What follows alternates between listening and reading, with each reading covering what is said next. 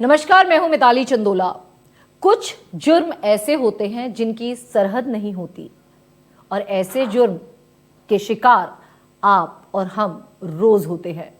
आप देख रहे हैं मेरा खास शो भारत के रक्षक और आज मैं आपकी मुलाकात कराने जा रही हूं स्पेशल आईजीपी यशस्वी यादव से, जो महाराष्ट्र साइबर विंग को हेड।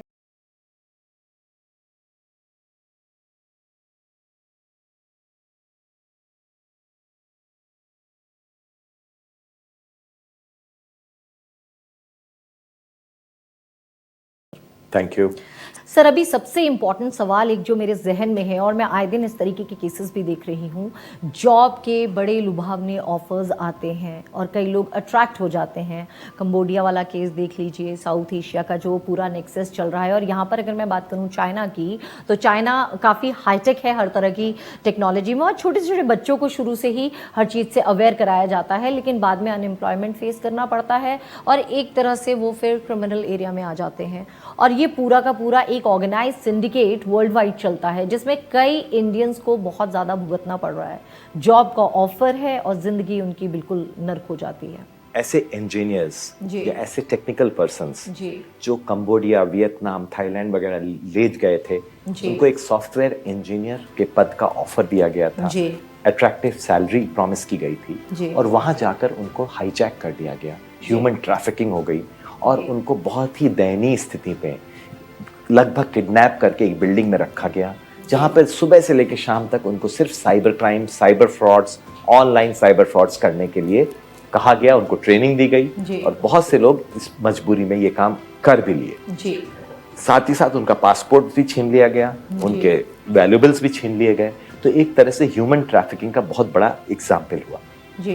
कुछ ऐसे टेक्निकल पर्सन्स ने किसी तरह से वहाँ पे इंडियन हाई कमीशन या इंडियन एम्बेसी को उन्होंने कांटेक्ट किया और कुछ लोगों को ऐसा हम लोग बचाने में सक्सेस हो गए। उनमें से कुछ लोग बॉम्बे में आकर उन्होंने कंप्लेंट्स भी दी, जिसका हम लोग अभी इन्वेस्टिगेशन कर रहे हैं। इसमें इंडिया के ट्रैवल एजेंट्स, फॉरेन कंट्रीज के लोकल पुलिस और फॉरेन चाइनीज माफिया और ऐसे cyber criminals, international cyber criminals के गैंग इन्वॉल्व हैं जो ये क्राइम कर रहे हैं। जैसा मैंने बोला, साइबर क्राइम एक ऑर्गेनाइज क्राइम बन चुका है। फैक्ट्रीज बन गई हैं, वर्क फोर्स बन गई है, प्रॉपर बजटिंग होती है, प्रॉपर फाइनेंसिंग होती है, प्रॉपर इससे प्रॉफिट्स लिए जाते हैं। इसलिए एक बहुत बड़ी इंडस्ट्री के रूप में सामने आई है। इस केस को रोकने के लिए सबसे पहली चीज है, अपना पासपोर्ट कभी भी किसी भी एम्प्लॉय को, अपने एम्प्लॉयर को नहीं देना चाहिए। अगर आपने अपना पासपोर्ट सरेंडर कर दिया है, इसका मतलब आप अपने आप को बंधुआ मजदूर बना रहे हैं उस पर्सन के, और एक इंटरनेशनल ह्यूमन ट्रैफिकिंग के गैंग में आप शामिल हो रहे हैं।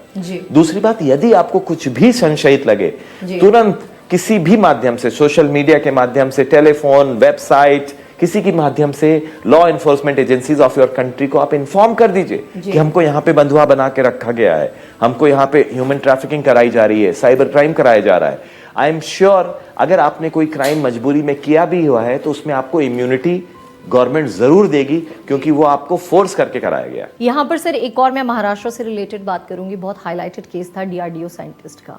तो ये जो एक हम देखते हैं बड़ी तगड़ी दोस्ती जो देखने को मिलती है, वो है आपकी अफगानिस्तान, जो कि अभी तालिबान ने ऑक्युपाई करा हुआ है, और पाकिस्तान और चाइना। तो सारी ड्रग्स की और आपके आतंकवाद की फैक्ट्री जो है वो पूरा पाकिस्तान है। तालिबान तो फेमस ही है, वहाँ पे इतना कल्टिवेशन हो रहा है अफगानिस्तान की ज़मीन पर, और वो सारा पैसा जो है नार्को ट्रेड का, वो arms, emanations and global terrorism में इस्तेमाल हो रहा है। चाइना की टेक्नोलॉजी बड़ा फेटल कॉकटेल है। डीआरडीओ के साइंटिस्ट को टारगेट किया गया, अपना महाराष्ट्र का ही केस था। इस तरीके की जब चीज़ें होती हैं, गवर्नमेंट ऑफिसर्स को ही टैग किया जा रहा है, ट्रैप किया जा रहा है, उनकी रेकी की जा रही है। इस चीज़ को कैसे प्रिवेंट किया जाए और इस चीज़ को लेकर आपका डिपार्टमेंट कितना ज़्यादा सीरियस और सेंसिटिव है? देखिए, हर जगह हमने 5G ब्रॉडबैंड इंटरनेट तो लगा लिया हर जगह, लेकिन क्या हमने साइबर सिक्योरिटी के मेजर्स लिए हैं?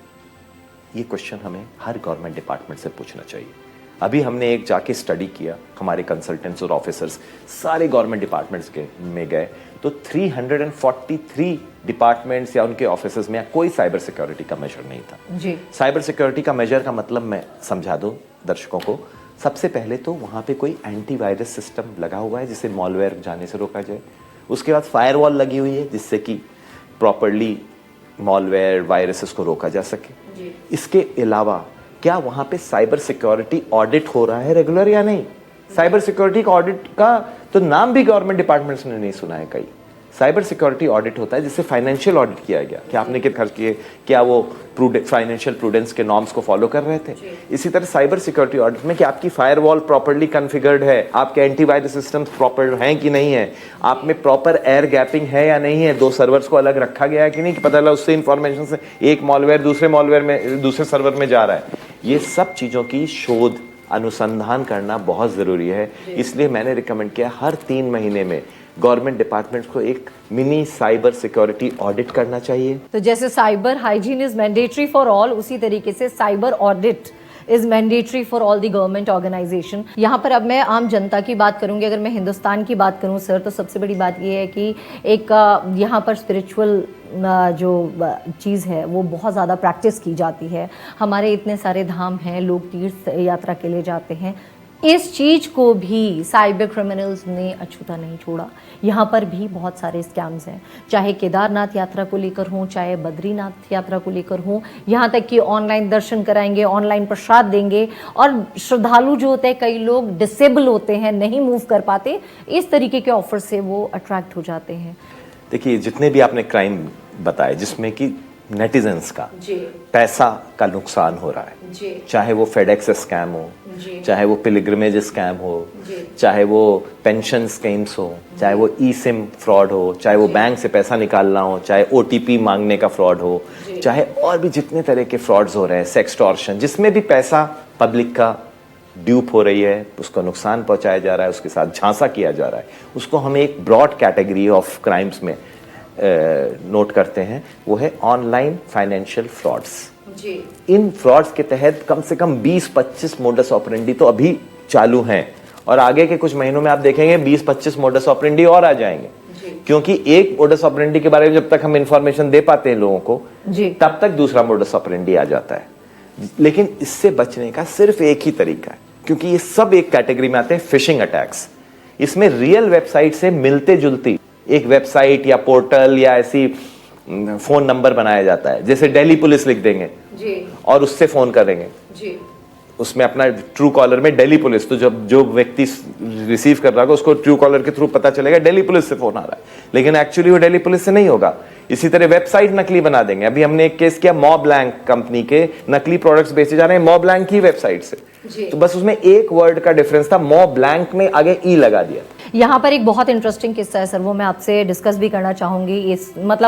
इस पूरे मामले में तो दिल्ली के नाम लेना ठीक नहीं रहेगा, लेकिन फिर भी दिल्ली के पूर्व कमिश्नर भी इस चीज़ में लपेटे में आ गए थे। ट्रू कॉलर पे उन्हीं की फ़ोटो आती थी, उन्हीं का नाम आता था, उन्हीं का विभाग, और स्कैम चल रहा था। और कई जगह मैंने देखा है अभी, चाहे वो मीडिया डिपार्टमेंट हो या पुलिस डिपार्टमेंट हो, कई बार कॉल्स आती हैं कि आपके बेटे का गैंग रेप में नाम आ गया है, या फिर किसी का आता है कि आप ही के खिलाफ ये हो गया, सीबीआई की रेड पड़ रही है, इनकम टैक्स, इस तरीके का बहुत ज़्यादा स्कैम चल रहा है।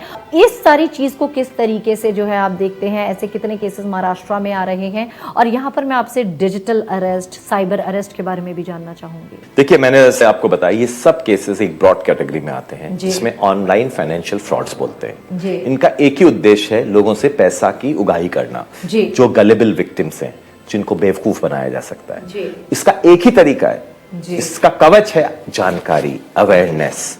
लोगों को ये पता होना चाहिए कि इस तरह के फ्रॉड्स हर दिन हो रहे हैं लोगों के साथ, और दूसरों की मिस्टेक से उनको सीखना चाहिए। ऐसा तक केसेस आए जिसमें पुलिस की वर्दी पहनकर क्रिमिनल्स वीडियो कॉल कर रहे हैं। मैं पूरी दुनिया को बताना चाहूंगा, सारे नेटिजन्स को बताना चाहूंगा कि पुलिस कभी भी वीडियो कॉल के थ्रू आपको अरेस्ट नहीं करती है। यदि कोई भी व्यक्ति ऐसे वीडियो कॉल के थ्रू अरेस्ट कर रहा है, तो कृपया उसकी रिपोर्टिंग करें रियल पुलिस को। कभी भी पुलिस डिजिटल अरेस्ट नहीं करती, ऐसा कोई प्रावधान ही लॉ में नहीं है। चाहे आप स्काइप यूज करें या व्हाट्सएप की वीडियो कॉलिंग यूज करें, किसी भी तरह से अरेस्ट करने का प्रावधान किसी भी लॉ में नहीं है, और ये पुलिस कभी नहीं करती है। यदि आपको कोई पुलिस वाला बन के नकली वर्दी पहनकर ऐसा कुछ कार्रवाई कर रहा है, उसकी तुरंत एफआईआर लिखाइए, जिससे कि उसको अरेस्ट किया जा सके और बहुत सारे लोगों को बचाया जा सके शिकार होने के लिए। तो मैंने जैसा कि बोला, ऑनलाइन फाइनेंशियल फ्रॉड से बचने का एक ही तरीका है, अवेयरनेस। आप हमारे ट्विटर हैंडल महाराष्ट्र साइबर के ट्विटर हैंडल में जाइए, हमारी वेबसाइट में जाइए, हमारे इंस्टाग्राम हैंडल में जाइए, आपको हर दिन हम एडवाइजरीज देते हैं जिसमें कि नया मोडस ऑपरेंडी आया है जी। लेकिन बेसिक इसका फंडामेंटल यही है, कोई भी बैंक वाला आपका पासवर्ड, ओटीपी, पिन फोन पे नहीं मांगता है। अक्सर हमने देखा है कि कई स्पीच पे हमारे माननीय गृह मंत्री अमित शाह जी ने बोला है कि फाइनेंशियल टेररिज्म को मैं जड़ से खत्म करना चाहता हूं और crime, zero tolerance for crime की नीति से कई बार काम भी कर रहे हैं। और देखा जाता है कि जब कभी भी डीजीपीज कॉन्फ्रेंस होती है तो उसका एक अहम मुद्दा ये रहता है, क्योंकि प्रधानमंत्री का भी और गृह मंत्री का भी ये मानना है कि फाइनेंशियल ट्रांजैक्शन पर ही पूरी तरह से रोक लगा दी जाएगी तो काफ़ी हद तक कई सारे जुर्म कंट्रोल में आ सकते हैं। तो ये जो फाइनेंशियल फ्रॉड्स की हमने बात करी, अब फाइनेंशियल टेररिज्म की बात करते हैं, इस पर कैसे लगाम लगाई जाए? देखिए, आजकल जो भी लॉ मेकर्स हैं, पॉलिसी मेकर्स हैं, इंटरनल सिक्योरिटी एक्सपर्ट्स हैं, लॉ एनफोर्समेंट ऑफिसर्स हैं, उनका सबसे बड़ा हेडेक, सबसे बड़ी परेशानी का सबब क्या है? वो है साइबर टेररिज्म। क्योंकि क्रिमिनल्स जो हैं अब साइबर की तरफ ढूंढ रहे हैं, क्योंकि ये एक ऐसा अचूक तरीका है जिससे उनको नुकसान नहीं झेलना पड़ेगा। आपने देखा होगा पिछले दशक लोग फिदाइन अटैक की बात करते थे, पार्लियामेंट में गाड़ी घुसाने की बात करते थे, या फिर 2008 में समुद्र के थ्रू टेररिस्ट आए और बॉम्बे में उन्होंने तबाही मचाई। ये सब चीजें के अलावा अब टेररिस्ट भी साइबर टेररिज्म की तरफ सोच रहे हैं। जैसे कि ये हमने डार्कनेट फोरम में हमारी टीम ने ऐसी चैट्स को अनकवर किया है जिसमें किस तरह रेलवे सिग्नलिंग सिस्टम को हैक करके दो ट्रेनों को भिड़ाया जा सके, पूरे शहर की बिजली गुल कर जा सके, वाटर सैनिटेशन प्लांट्स में किस तरह क्लोरीन की मात्रा थोड़ी 0.3% बढ़ा दिया जाए जिससे वो पॉइजन बन जाए। इस तरह की बातें सोच रहे हैं। तो फिदाइन अटैक में जो उनको खुद का नुकसान होता है या ट्रेसेस बच जाते हैं, वो ट्रेसेस नहीं होंगे। ये एक बहुत बड़ी समस्या आज के दौर में है, बिकॉज मैं बता रही हूँ जिस तरीके से आपका पंजाब फ्रंटियर का आप एरिया देखिए, हमारी बीएसएफ जो है काफ़ी मुस्तैदी से काम कर रही है। और अगर हम फेंसिंग वाला एरिया देखें जहाँ पर बीएसएफ तैनात है, अब क्या है कि ऑपरेटर तो पाकिस्तान में बैठा है, ड्रोन के जरिए वो लोग जो है सर्वेलेंस भी कर रहे हैं अपना, और वो ड्रग्स भी भेज रहे हैं, आर्म्स का भी ट्रैफिक हो रहा है। इस पर्टिकुलर चीज को, क्योंकि टेक्नोलॉजी बहुत हाईटेक हो चुकी है, तो इसको किस तरीके से रोका जाए और ये जो ड्रोन्स का सिस्टम है इस पर लगाम कैसे लगाई जा सकती है? देखिए, अभी जो मैं ड्रोन्स देख रहा हूँ टेररिस्ट जो यूज कर रहे हैं पंजाब बॉर्डर में या कश्मीर बॉर्डर में, they are toy drones, they are nano drones, they are micro drones. Real threat तब आएगी जब अनमैन्ड एरियल व्हीकल्स चालू हो जाएंगे जो कि फ्यूल से चलेंगे, बैटरी से नहीं। तो पाकिस्तान में बैठा व्यक्ति बॉम्बे तक में अपना ड्रोन पहुंचा सकता है और वहां पे चाहे एक्सप्लोजिव डाल सकता है या सिंपल फोटोग्राफी ले सकता है। तो इस चीज को रोकने के लिए हमें अभी से सचेत होना पड़ेगा, क्योंकि आगे के 5 साल बाद का एक क्राइम है। तो उसके लिए हमें तुरंत एंटी ड्रोन सिस्टम प्योर करना चाहिए, जो कि so called nano and micro drones को भी रोकेंगे और इस तरह के अनमैन्ड एरियल व्हीकल्स को भी रोकेंगे। और इनका हमें खुद यूज करना चाहिए, जिससे कि हम टेररिस्ट एरिया या नक्सल एरिया में हम अपने अनमैन्ड एरियल व्हीकल्स को उड़ा के नक्सल मूवमेंट को पता कर रहे हैं और हमारी टीम से एम्बुश होने से बच जाएंगे। तो ये सब चीजें हमें नई टेक्नोलॉजी मिशन के तहत गवर्नमेंट बहुत अच्छा काम कर रही है, लेकिन इसमें तुरंत इनका प्रोक्योरमेंट चालू करना चाहिए, जिससे कि आगे 2-3 साल में होने वाले क्राइम रोक सके। अगर हमने ऐसे ड्रोन एंटी ड्रोन सिस्टम्स पहले प्रोक्योर कर लिए होते, तो ये जो so called toy drones, nano drones आकर हमारे यहाँ हीरोइंस एक्सप्लोजिव डाल रहे हैं, इनको हम रोक सकते थे। लेकिन हम वो we miss the bus. So now we should go for newer technology, क्योंकि टेक्नोलॉजी का जवाब अवेयरनेस प्लस टेक्नोलॉजी होता है और कुछ नहीं। सर, यहाँ पर एक छोटी सी बात है, जनरली देखा जाता है बिजली के बिल, गैस के बिल, ये लेडीज़ अपने आप, मतलब घर की जो फीमेल्स होती हैं वो ये छोटे छोटे काम खुद कर लेती हैं, लेकिन इसका स्कैम बहुत बढ़ता जा रहा है और उस चपेट में कौन आती हैं? हाउसवाइफ्स आ रही हैं, क्योंकि आजकल तो हर किसी के हाथ में जो है गैजेट है। इस स्कैम से कैसे बचा जा सके? देखिए, मैंने आपको पहले ही बताया 70 crore smartphones are there in India, जिसमें लेडीज के पास भी हैं, बच्चों के पास भी हैं, सीनियर सिटीजन्स के पास भी हैं। उनको ये टेक्नोलॉजी के बारे में कभी सिखाया नहीं गया, क्योंकि उनकी एजुकेशन सीनियर सिटीजन्स की तब हुई थी जब ये टेक्नोलॉजी आई भी नहीं थी। तो awareness about this technology is the best weapon, best bulwark to stop this crime. दूसरी चीज जो सबसे जरूरी ये है कि ऑनलाइन फाइनेंशियल फ्रॉड्स जो होते हैं, वो हमने सब आपको बताया 25-30 कैटेगरीज है। अभी वो कैटेगरी बढ़ के 50-60 भी हो सकती है। तो उनको लिए फंडामेंटल क्वेश्चन यही है कि आपको अपनी सेंसिटिव इंफॉर्मेशन फोन पे नहीं देनी है, चाहे वो आपका पासवर्ड हो, ओटीपी हो, पिन हो, आपका कोई भी अन्य चीज हो। तो जब आपका बिलिंग के लिए कोई ऐसा बोल रहा है या बिजली का बिल, आपकी बिजली काट दी जाएगी, तो मैं ये बोल रहा हूं जितनी भी so called executive government agencies हैं कभी फोन पे आपको धमकी नहीं देंगे। अगर आपको देना होगा उनका ऑफिसर खुद आपके यहाँ आएगा या आपको लेटर भेजेगा या आपको ईमेल भेजेगा। टेलीफोनिक कॉल पर कभी भी इसका प्रावधान नहीं होता है। यदि कोई भी गवर्नमेंट ऑफिशियल, चाहे वो पुलिस ऑफिशियल क्यों ना हो, अगर आपको फोन पे डिजिटल अरेस्ट या बिल कटने की धमकी दे रहा है, इसका मतलब आप फ्रॉड के शिकार होने वाले हैं। ये आप मेरा इंटरव्यू सबको दिखाइए, जिससे कि सबको पता चले कि आप जैसे ही ये धमकी मिले तुरंत आप उसको काउंटर धमकी दीजिए कि मैं आपकी रिपोर्टिंग कर रही हूँ, आपके फोन नंबर्स, आपके सब चीज की रिपोर्टिंग महाराष्ट्र साइबर डिपार्टमेंट या साइबर पुलिस स्टेशन में कर रहा हूँ, और तुरंत वो देखेगा, पर्सन आपको डिस्कनेक्ट कर देगा और भाग जाएगा वहां से। एक से सबसे बड़ी बात, जब किसी पेशेंट को देखा जाता है तो लोग बड़े दया का भाव होता है, सब कुछ है। लेकिन अब मैं आपको मेडिकल हॉस्पिटल के ऊपर ही एक सवाल पूछने वाली हूँ, चाहे वो इंश्योरेंस का हो या मेडिकल हॉस्पिटल्स का हो। ये समस्या सिर्फ हिंदुस्तान की नहीं है, कई मैंने यूएस की रिपोर्ट्स में भी देखा है, कई आपके ऑल ओवर वर्ल्ड का एक ये बहुत बड़ा इशू है। जब भी मैंने इन्वेस्टिगेशंस करी हैं साइबर ऑफिसर्स के साथ, इंश्योरेंस का डाटा बिक रहा है, डाटा बड़ा स्पीडी से बिकता है वहाँ पे। आखिर इस डाटा का वो क्या यूज़ करते हैं, और इसकी मार्केट का जो देखते हैं पैसा भी बहुत ज़्यादा गेन कर रहे हैं, ये पूरा नेक्सस क्या है? देखिए, we are living in a digital age which is called new age या साइबर एज। इसमें कहा जाता है data is the new oil. जो पिछली शताब्दी में था कि ऑयल से लोग कंट्रीज प्रॉस्परस हो गए, आज कहा जाता है डेटा अगर आपके पास है आप सबसे अमीर व्यक्ति हैं।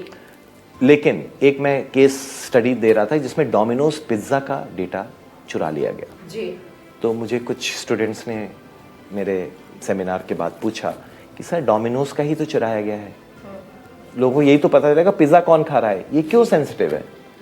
तो ये अवेयरनेस फैलाना जरूरी है। डोमिनोज का डेटा भी बहुत सेंसिटिव है, क्योंकि उसमें आपके क्रेडिट कार्ड नंबर्स, आपके पासवर्ड्स, आपके डिजिटल सिग्नेचर, आपका फोन नंबर, आपका एड्रेस, आपका नाम, सारे कस्टमर्स का स्टोर्ड है। कुछ होते हैं सो कॉल्ड अनस्क्रूपुलस एम्प्लॉइज जो ये अपना ही डेटा पेन ड्राइव में निकाल के बेच देते हैं क्रिमिनल्स को through online dark net, crypto currency उनको मिल जाती है। दूसरा तरीका ये है कि क्रिमिनल्स रैंसमवेयर अटैक लॉन्च करते हैं और आपका डेटा, आप ही कंप्यूटर में लॉक कर देते हैं, और जब तक आप उनको पैसा न दें वो लॉक खोलते नहीं है, एनक्रिप्टेड कर देते हैं। डिक्रिप्ट वो नहीं करते हैं जब तक आप उनको रैंसम ना दें, और अगर आपने रैंसम नहीं दिया तो वो डेटा ये इंटरनेट में बेच देते हैं, डार्क नेट पे, और वहां से ये डेटा लीक होता है, जिसको चाहिए वो खरीद लेता है वहां से डार्क नेट पे। तो ये दो तरीके से मेन जो है, दो तरीके से ऐसा डेटा लीक होता है।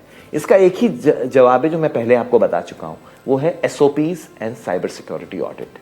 डोमिनोज जैसी कंपनी, आप जैसा अखबार या न्यूज मीडिया हाउस को अपने यहाँ साइबर सिक्योरिटी ऑडिट कराना चाहिए, वरना वो दिन भी दूर नहीं है कि आपका ही डेटा लॉक कर दिया जाएगा और आप अपना प्रोग्राम नहीं चला पाएंगे, जैसा कि कई बार हुआ है। इसी तरह से तो cyber security audit and proper SOPs आपको लगाना बेहद ज़रूरी है। जितना खर्चा आप एक सेल फोन खरीदने में कर रहे हैं उसका हाफ के खर्चे में ये सब चीज़ें हो जाएंगी, और आपका डेटा, आपका integrity of department and reputation of department safe रहेगा। मजबूत ताला लगाते हैं आप अपने घर पर ताकि आपका घर सुरक्षित रहे, और अगर सोसाइटी में रहते हैं तो आप सिक्योरिटी गार्ड भी रखते हैं। लेकिन जनाब, अब घर के अंदर बैठे बैठे आपके साथ कुछ हादसा ना हो जाए, उसके लिए आपको अब साइबर सिक्योरिटी के तमाम मेजर्स को लेना ही पड़ेगा। तो आखिरी सवाल ये है, मेरी जनता के लिए ही है, कि जब इस तरीके की चीज़ें हो रही हैं, गैजेट्स भी खरीद रहे हैं, नई टेक्नोलॉजीज़ भी आ रही हैं, तो बेसिक चीज़ें कि वो कैसे खुद को बचा सकें, और अगर इस गिरफ्त में आते हैं तो किस तरह से पुलिस से संपर्क स्थापित करें, और अगर गिरफ्त में नहीं भी आ रहे हैं और अवेयर होना चाहिए और पुलिस उन तक नहीं पहुंची, तो वो अवेयरनेस के लिए पुलिस तक कैसे पहुंचे? देखिए, हाँ, अब हमने ऐसे सिस्टम्स लॉन्च किए हैं जिससे आप घर बैठे भी अपनी ऑनलाइन कंप्लेन पुलिस को लिखवा सकते हैं। और एक बहुत ही बेहतरीन सिस्टम है जिसको हम लोग 1930 बोलते हैं, 1930। अगर आप किसी भी फाइनेंशियल फ्रॉड के शिकार हुए हैं और आपको पता चल गया कि आपके अकाउंट से पैसा निकल गया, सबसे पहला जो आप नंबर डायल करना चाहिए वो है आपको 1930, जिससे कि हमारा ऑफिसर वो फोन उठाता है और तुरंत वो जिस अकाउंट में पैसा गया है, आपके अकाउंट से X से Y में गया है, वही अकाउंट को फ्रीज कर देता है, क्योंकि हमने सारे बैंक्स के साथ अपना टाई अप कर लिया। तो हम वो अकाउंट जब फ्रीज हो जाएगा तो जो पैसा क्रिमिनल ने कमाया है वो तुरंत फ्रीज हो जाएगा और वो वापस आपके अकाउंट में आने की संभावना बढ़ जाती है। लेकिन इसको हम कहते हैं गोल्डन आवर। मतलब 1 घंटे के, अगर आपने अराउंड 1 घंटे के पहले कर दिया तो चांसेस हैं बहुत हाई कि आपका पैसा वापस आ सकता है। लेकिन यदि आपके 20-25 मिनट निकल गए तो एटीएम्स के द्वारा या किसी और अकाउंट से मनी म्यूल अकाउंट्स में डालकर वो पैसा हमेशा के लिए सिस्टम से बाहर जा सकता है। तो 1930 एक बहुत ही रामबाण इलाज है। यदि आपको जैसे ही पता चले आप फाइनेंशियल फ्रॉड के शिकार हुए हैं, तुरंत 1930 पूरे भारतवर्ष में कहीं पर भी हो आप तुरंत वो फोन हॉटलाइन नंबर लगाइए। इसके अलावा एक हमारे पास पोर्टल है cybercrime.gov.in, जिसमें आप अपनी कंप्लेंट डाल सकते हैं, जिसमें कोई साइबर क्राइम से एसोसिएटेड अधिकारी आपकी उस कंप्लेंट के बारे में कार्रवाई करेगा। तीसरा एक तरीका हम लॉन्च करने वाले हैं महाराष्ट्र में, हम एक नंबर 1818 लॉन्च करने वाले हैं, जिसमें कोई भी आपको साइबर क्राइम के, चाहे रैंसमवेयर हो, सेक्सटॉर्शन हो, डेटा थेफ्ट हो, डेटा लीक हो, आपका रैंसमवेयर अटैक हो, तुरंत आपकी ऑनलाइन एफआईआर दर्ज करी जा सकती है इस पद्धति के द्वारा। तो एक बहुत ही नया सिस्टम लॉन्च होने वाला है जो मैंने आपको बताया करीब 1 महीने बाद। पब्लिक के लिए क्या मैसेज देंगे शॉर्ट में? पब्लिक के लिए मैं फिर से वही मैसेज दूंगा, याद रखिए internet never forgets, internet never forgives.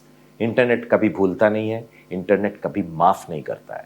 तो हमेशा सुरक्षित रहिए, सावधान रहिए, इंटरनेट को यूज करने के पहले उसकी साइबर सिक्योरिटी के सारे एंगल्स का पड़ताल कर लीजिए। Internet never forgets and never forgives, इस चीज को आप ध्यान रखिए। तो थोड़ा सा आप भी जरा जनाब मुस्तैद हो जाइए और अपनी मेमोरी को शार्प कर लीजिए। और इतनी सारी चीजों को एक्सेस कर रहे हैं तो गूगल में अवेयरनेस की भी चीजों को आप एक्सेस कीजिए। अगर किसी भी तरह का अगर आप अपना ज्ञान अर्जित करना चाहते हैं तो नज़दीकी साइबर पुलिस स्टेशन में जाकर भी आप अपनी क्वारीज, मुकदमे तो दर्ज करना एक बात है, लेकिन आप अपनी क्वारीज को भी पुलिस के माध्यम से सॉल्व कर सकते हैं। एक बार मेरे साथ हर साइबर वॉरियर और साइबर सब बोलते हैं, जय हिंद, जय भारत।